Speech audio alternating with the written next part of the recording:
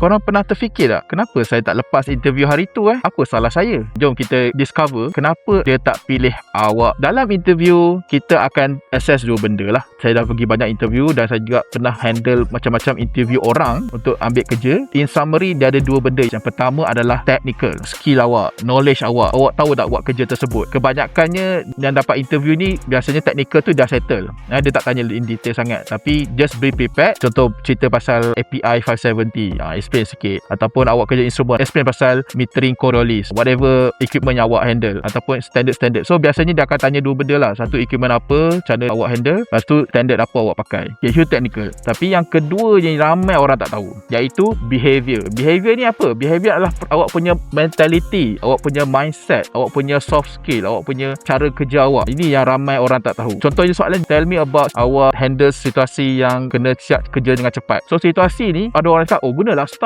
star method, bla bla bla. Tapi star tu sebenarnya masih lagi tak cukup. Kenapa? Star tu adalah situation, task, action, result. Star ni sekadar mekanism, tapi yang penting adalah apa jawapan awak letak kat situ. Saya bagi contoh, saya ada masalah siapkan projek dengan masa yang urgent. So apa saya buat? Saya minta tolong kawan-kawan saya lah, tolong saya buat kerja A, B, C, D, lepas tu saya siap. So jawapan yang biasa orang boleh buat kan. Tapi cuba compare jawapan kedua lah. Saya ada satu projek yang kena siap esok. Apa saya buat adalah saya buat breakdown of work item. Lepas tu saya akan buat satu checklist. Saya akan buat satu meeting berkala pada jam pukul 5 petang, 8 malam, pukul 12 tengah malam sampai siap esoknya. Lepas tu saya akan ada QAQC, check quality of work tu berjaya, meet spec, tak ada rework, tak ada pembetulan. Lepas tu saya akan rehearse pula esok paginya. Saya akan make sure team kita ada rehearse sebelum pukul 10. Jadi pengalaman tu dapat dah detail. Tadi saya cakap tadi, kalau jawapan A tadi dia lebih pada macam saya buat A, B, C je. Tapi yang jawapan yang kedua tadi dia buat A, B, C, D, E, F, G, H.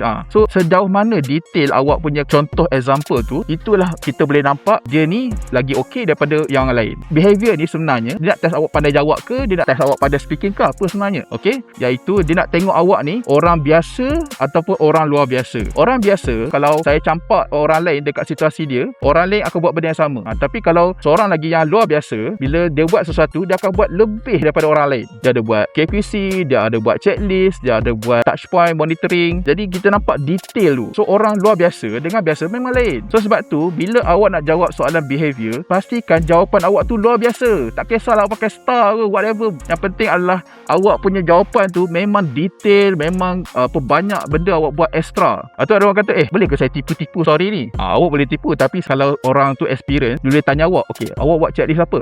Dia akan tanya awak lebih detail. Tak ingat, dah tahu dah. Saya dah nampak dah trend dia sebenarnya dia menipu, ataupun dia bukan dia yang buat, dia main gebang je. Awak kena hati-hati. Kalau awak nak nipu pun, orang boleh detect lah awak tipu, sebab bila kita tanya soalan lagi detail, awak sangkut. Komen dekat bawah apa lagi soalan awak nak saya jawab dalam next video.